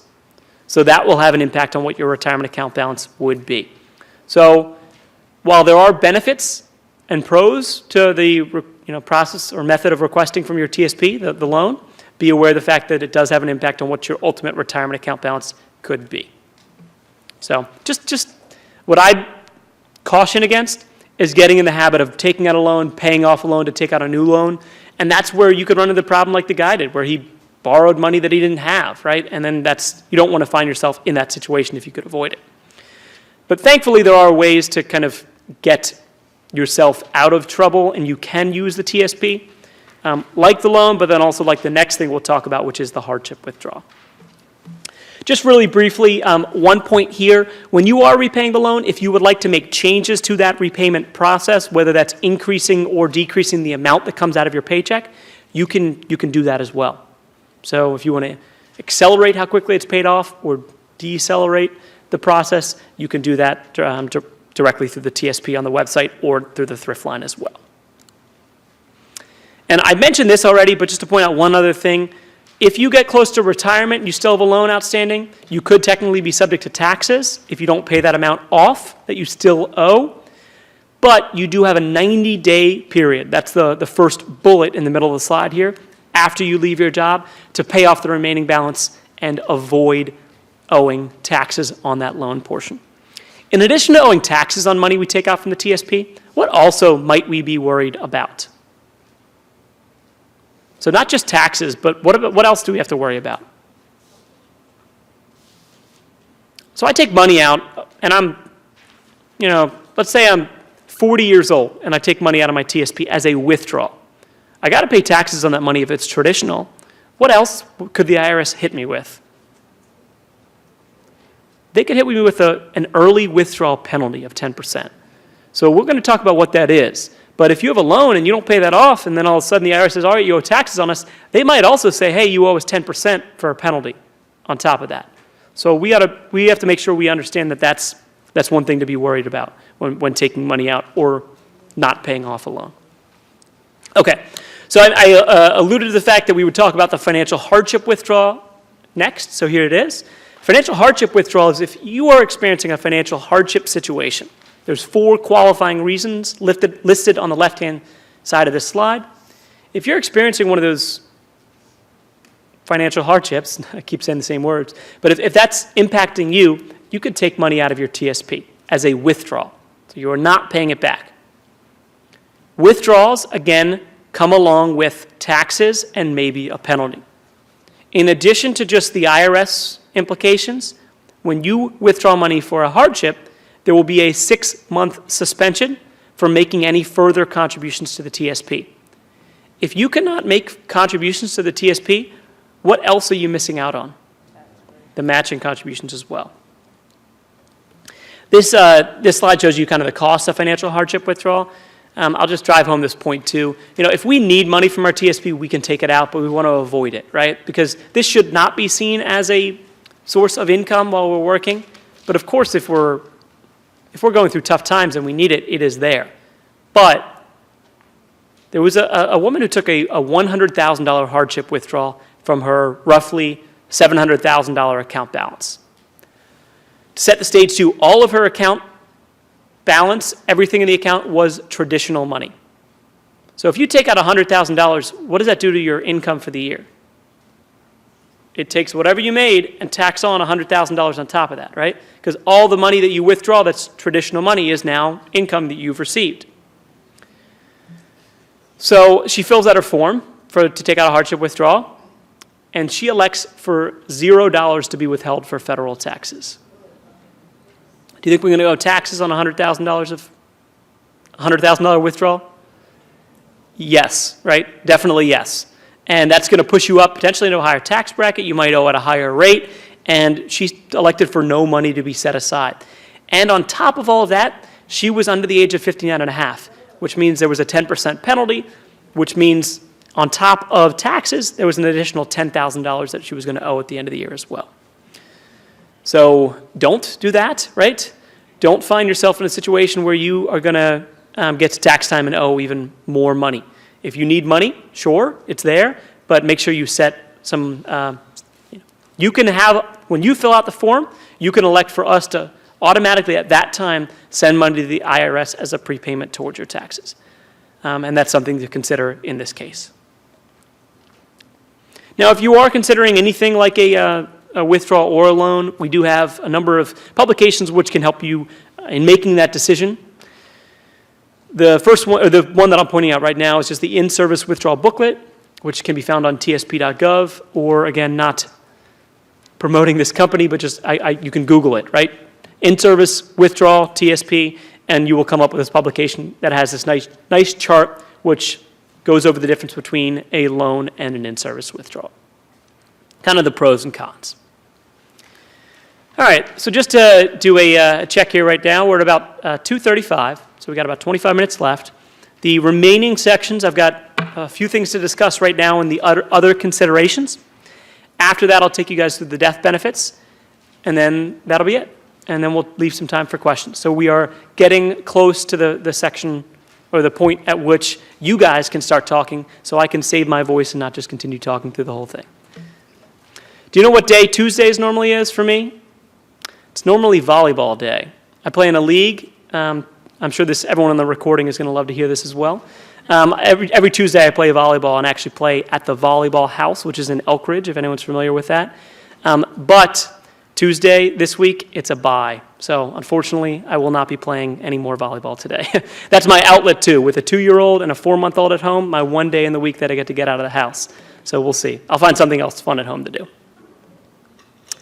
So some other considerations. Just know right now, if you are, this is the early to mid-career briefing. We're not talking about the withdrawals and retirement. But if you are getting closer to retirement, we do have a pre-separation briefing, which we will be doing here later this year. Come back to that class. And then also please review the information that's available on tsp.gov, and especially about the changes that are coming. There's the TSP Modernization Act. There are withdrawal changes coming to the TSP later this year. So I'll leave it at that. Very exciting things for you to go check out on your own. If you are age 59 and a half or older, you're still working, be aware of the fact that you can actually take money out of your TSP now under this age-based in-service withdrawal. You got to be 59 and a half or older, so you're not subject to the 10% penalty, but the minimum you can take out is $1,000.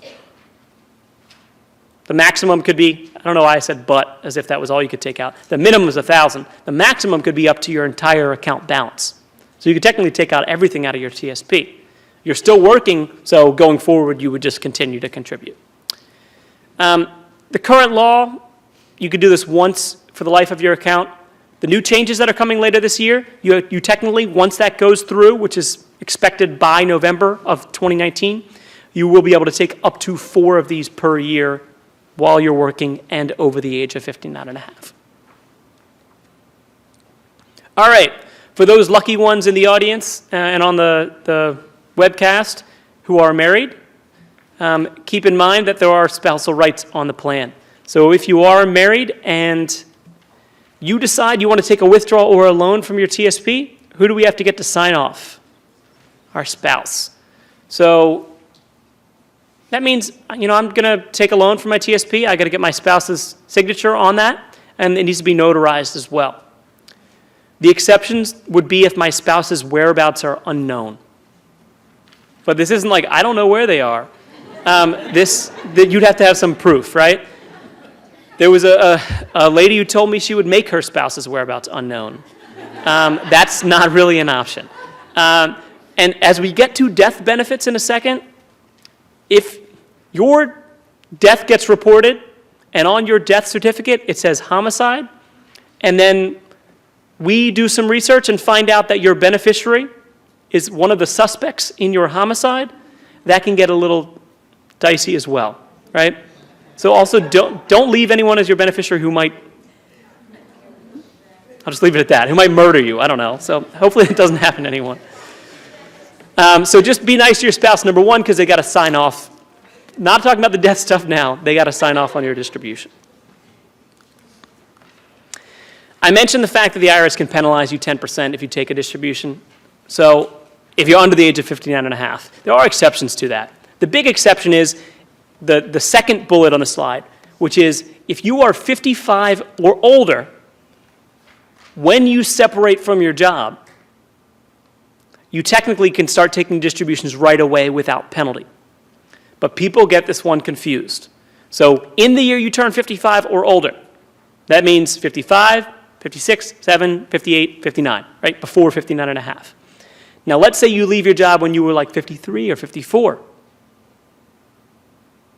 It's not, if you leave at 53, you don't have to wait 2 years, you have to wait 6.5 years because you left before you were 55. So keep that in mind. So it's only if you leave your job after you're 55 or when you're 55 or older can you start taking distributions right away without penalty. There are other IRS exceptions. Some of the big ones are if you're permanently disabled and the IRS qualifies you as such, you can start receiving distributions without penalty. If you get ordered by a domestic relations court, who's going to order you to pay somebody else? Well, if you go through a divorce or if you owe child support, those are some considerations.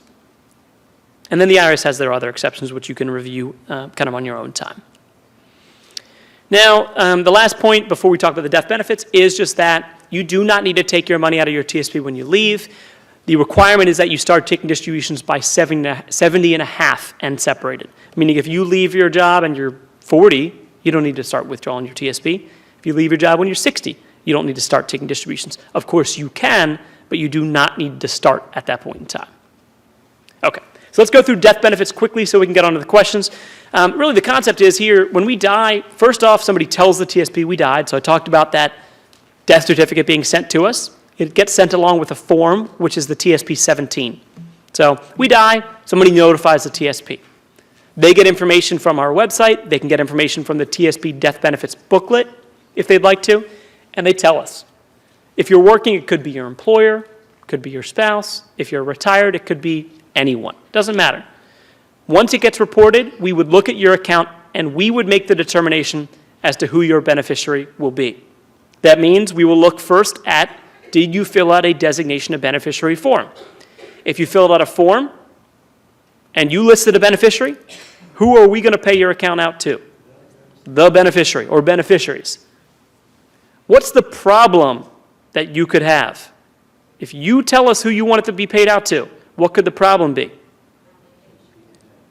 If you don't like that person, right? But why would you put somebody on your form that you don't like? Because you used to like them. So who would be somebody who you used to like? Yeah, usually your ex-spouse is the situation, right? So that there have been many scenarios where somebody puts their ex-spouse, everything's peachy, and then they decide it's not anymore. They go through a divorce, and then they get remarried. And with their first spouse, they were married for a year, no kids or anything like that to complicate things. Then they get married and then spend the next 30 years with somebody and have kids and grandkids. But they never updated their TSP3. When they die, it's going to go to this ex-spouse. So, update your form, right? If you fill out a TSP3, keep your form up to date. You don't have to fill out a TSP3. If you don't fill out a TSP3, that's fine. It just means your account will be paid out according to statutory order of precedence. What does that mean? What does that mean? I was just about to say that too.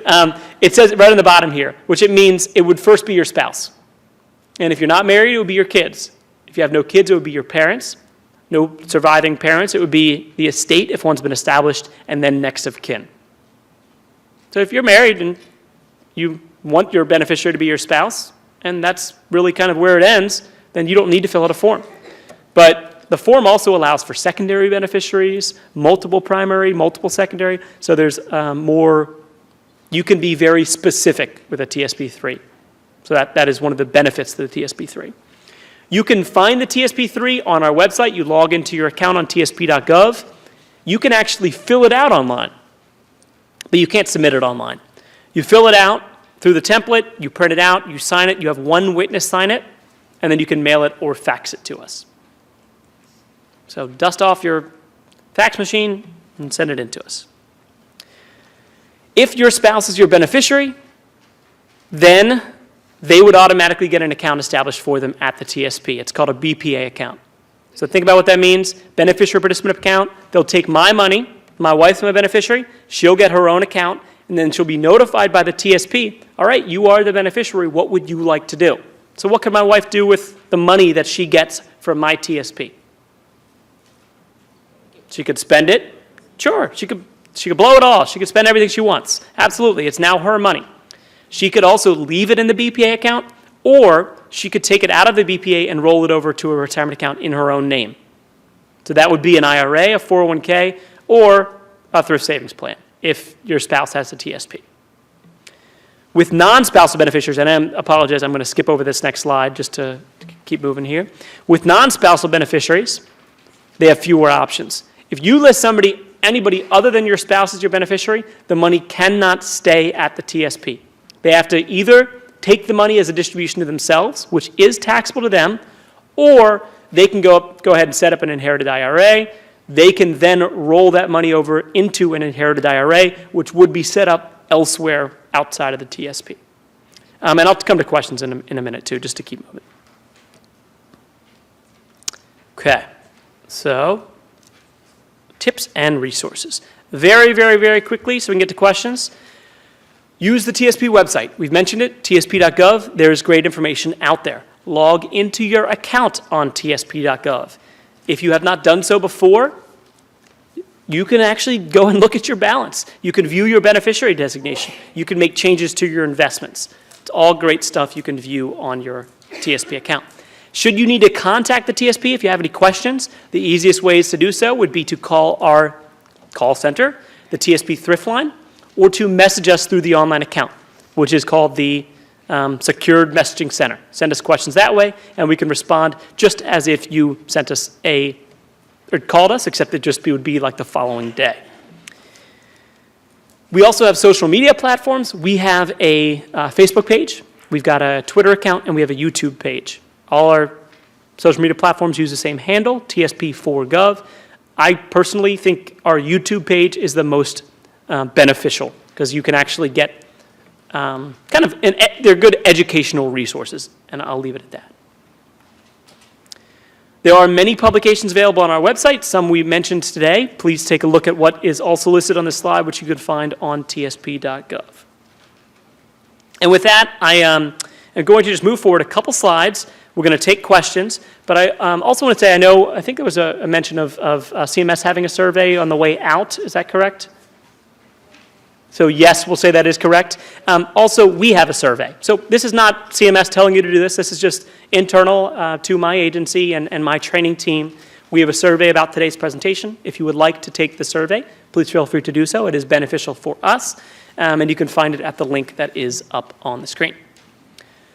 Whew, that was a lot. Okay, so with that, let's go ahead and open the floor to questions for people in the room. Again, please use the microphone so those on the live stream can hear the questions that are being asked.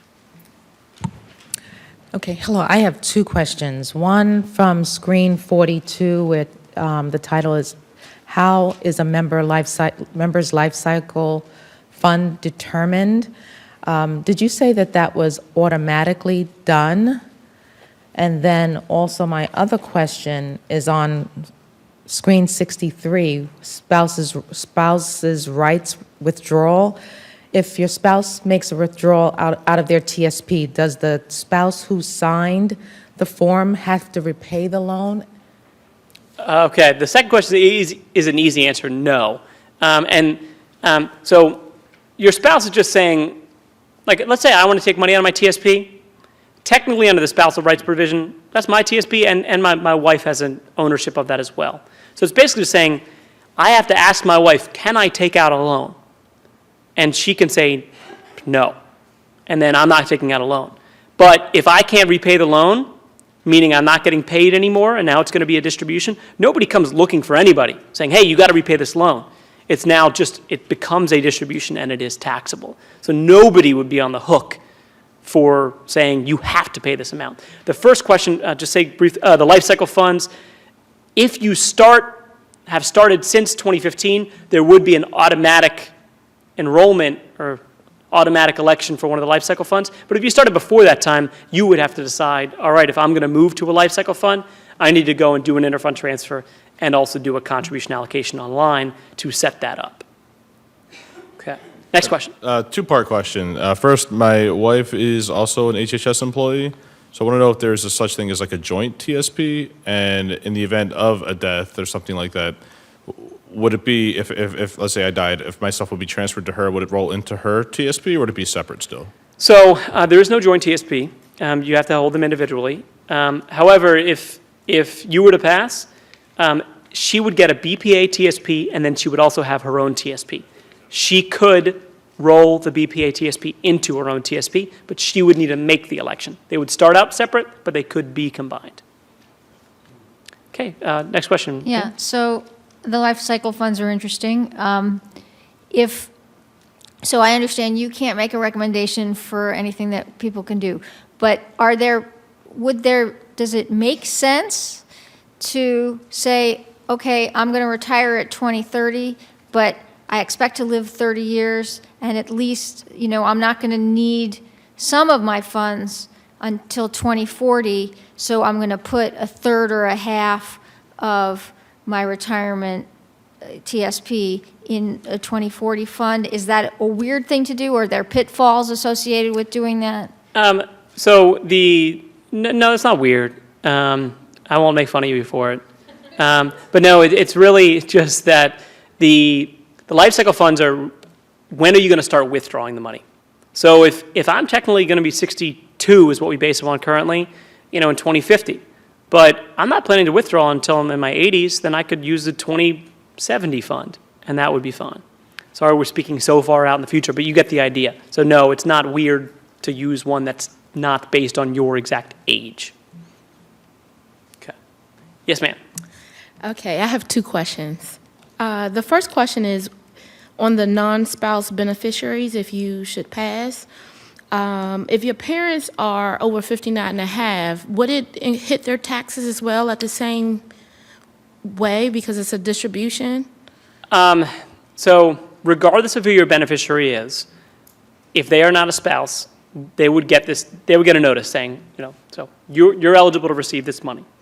They could either take the money as a direct distribution themselves, which would be like, hey, I'm going to receive this money as income if it's traditional money, which means it's taxable. Mm-hmm. Age doesn't matter in this case, because when we die, if we leave our money to somebody else, whether they're 20 years old or 70 years old, it's taxable as income to them, but there is no penalty. So the 59 and a half doesn't matter in this case because of death. There's no early withdrawal penalty. Okay. I feel like there was another part of that I was going to answer as well. Did that answer the question? Yeah. Okay. Then we'll pretend like that's all I was going to say. Basically, they're going to have to pay taxes as income. They would, oh yes, or what they could do is, now I remember, right? So now they could take the money and move it into an inherited IRA. So rather than having to receive it all at one time, because what if I die and I'm that participant with $6 million, right? That's me. It's not me, but what if it was, right? Yeah. And I leave the money to somebody else and they say, thanks for saving all that money, but geez, I got to pay a lot in taxes. Right. Probably the first thing they'll say, right? Why are you leaving me all this money? I got to pay all this taxes. No, what they could do is move the money into an inherited IRA, which allows them to spread it out, the distributions over their life expectancy, so it's not all in 1 year. Okay. Yep. Great. And then your second question? My second question. This goes back to early in the presentation. If you're furloughed, as we just saw, how does that impact your loan repayment? Yeah, that's the part that gets tricky. So technically, and I'll give you an example here too. There was somebody who through HRSA, HRSA, that's under HHS also, right? Mm-hmm. So we got our sister agencies, right? So somebody under HRSA who was technically getting paid, so the loan repayment should have been coming out of their pay, but the problem was who wasn't working? Their payroll wasn't working. Like those employees who were working, so they were coming to work and they were getting paid, but the payroll wasn't processing it timely, so then loan repayments weren't coming out. So that gets tricky. And what if you're not getting paid at all? Technically, you can get delinquent on your payments, which means you're more than 2.5 missed payments behind. TSP will send you a notice and say if you don't send in the cure amount to cure that loan balance within a certain amount of time, and they'll put a deadline on the letter that gets sent to you, the loan could become a taxable distribution. What can happen, and what is actually being changed as a result of this furlough, is we're going to allow participants to self-identify themselves as being on a non-pay status. Like deferment, like your student loans and deferment? Kind of, because right now under the current rules, if I go on a leave without pay and it's an approved leave without pay, my human resources or payroll or benefits can submit non-pay status to the TSP, which you can suspend your loan payments for up to a year without being subject to the taxes. But the problem was people went out on furlough and payroll wasn't there too. So they're saying, hey, can you send in a notice of non-pay? And then nobody responds because nobody's there. So now it sounds like the rules are probably going to change where people can self-identify as non-pay status to suspend their loan payments for up to a year. Okay. It's a long explanation. Thank you. Next question. I didn't write fast enough on page 42 when, for example, I started October 2012, which meant I'm on the G fund. So now I'm like, get back to my desk and I have to change it. And you said you have to do both intra-fund transfer and... A contribution allocation. Okay. And was there a follow-up at all? It was a nice, easy question. All right, without other ones being in the room, I know we want to open them up to the phone lines as well. Mm-hmm. And then after the phone line questions come through, if any of you are brave enough to sit through and wait until the end, who are in the room, I will be glad to address any other questions in person after that. So let's move to the phones. Hi, Tamika, can you open the phone lines, please? So while Tamika's doing that, let me just put a quick plug in for our next seminar, which is March 28th. It's in this very same room from 1 to 3, and the topic is FEHB and Medicare, right? It'll be just as exciting as the TSP, too. I think it will be. And Chris mentioned that TSP is coming back. They're going to do a pre-separation seminar, and the date of that seminar is April 17th. Again, all of the seminars are from 1 to 3, and all of them are in this room. Which will be 3 days after my birthday. If anyone wants to get me a late birthday gift, please feel free to bring it then. So gifts are optional. Yeah. So A Chris, volleyball, there we go. Yeah. from the inbox, can you just provide some clarification around tax implication for both traditional and Roth? Can you just clarify that, what the contributions and what the withdrawals, what Sure. the tax Sure. implication is? So with traditional, when you make your contribution, you are not paying taxes on that money, which means you get a benefit today. When you withdraw that money, it is taxable as income at whatever your rate is. There are some rules about what we're required to withhold, and that's where people get hung up on. For certain types of distributions, we might be required, when you pull traditional money out, so let's just say I pulled out in retirement, the IRS might tell us that you have to take 20% of that distribution amount and send it to the IRS. So the people get confused because they say, well, if I'm sending 20% of my amount to the IRS, am I going to be taxed twice when I go to file at the end of the year? No. It's just like right now when you get your paycheck, there's money withheld, right? But you still have to file at the end of the year.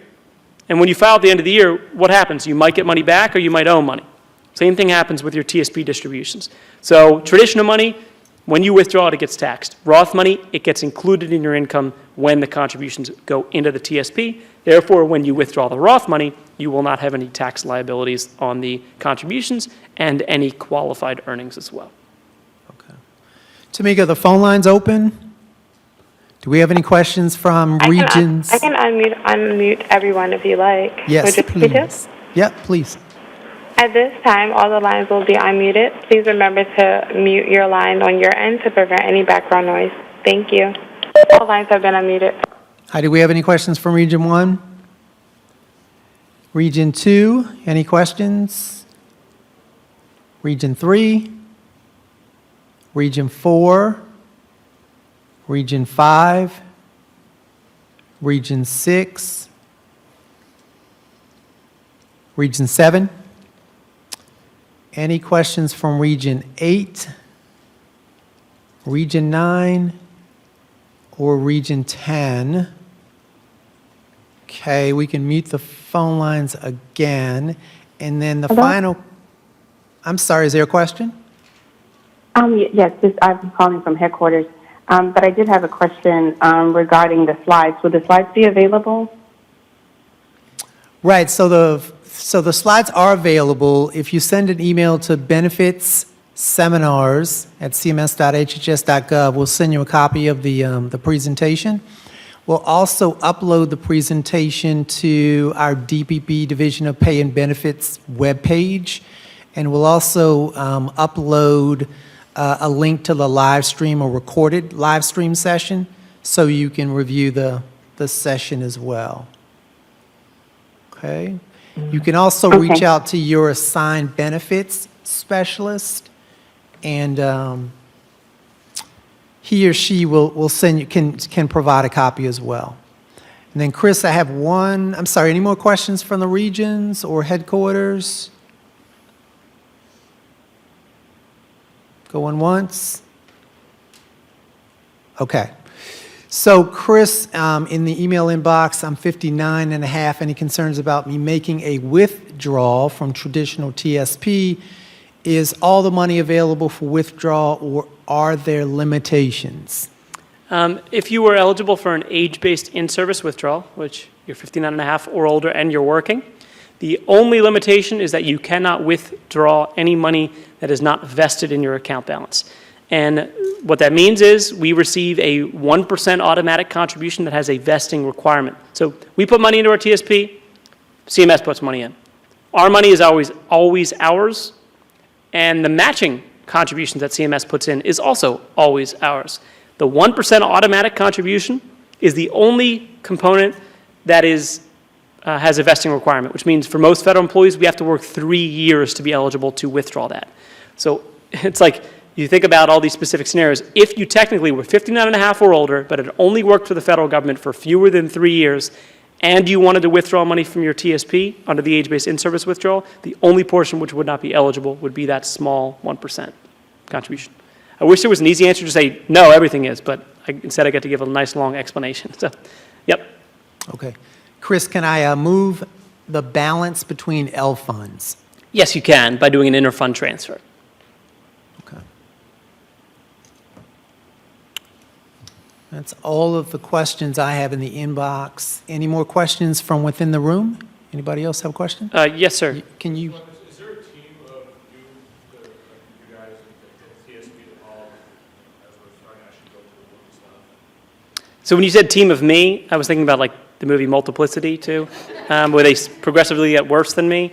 So we do have a training team. So the question was about how to access information when I leave today, or to contact people. We don't provide our information to participants because we do briefings, and we will get up in front of audiences, whether it's 20 people or 1,000 people. I've never done that myself. My coworker has. So we would definitely urge you to rely on your resources here at CMS, but then also use the other contact information through our call center, Thrift line. I mean, our Thrift line is a dedicated call center just for TSP questions, and they are knowledgeable as well. Yes? So do you have to move all of your money like in an inter-fund transfer? So, Do you have to take all whatever is currently there and move it into your allocated? so the question is, do you have to take all your money if you're doing an inter-fund transfer and move it from one fund to another? No, you can do percentages. I mean, you can split it up between different funds as well. So, sure. So how do you, I know you can't tell us the what, but how do you decide to put money as a Roth or So where do you go to make that election, so you mean? So, how do you decide which to do? I mean, how does it do? So how do you decide what's best for you, Roth versus traditional? You make an educated decision for yourself, you read the information we have, or you can always talk to a tax advisor too. Yep. All right, Chris, so that we are on a tight timeline. Yep, And understood, Yep, that concludes our presentation for today, but I know that Chris mentioned he would hang around outside for a couple of minutes if you have additional questions. And again, we'll make the recorded live stream session available on our division webpage. Thank you all for attending, and this concludes our presentation. Thank you. Yeah, thank you everyone so much. I appreciate you guys having me out.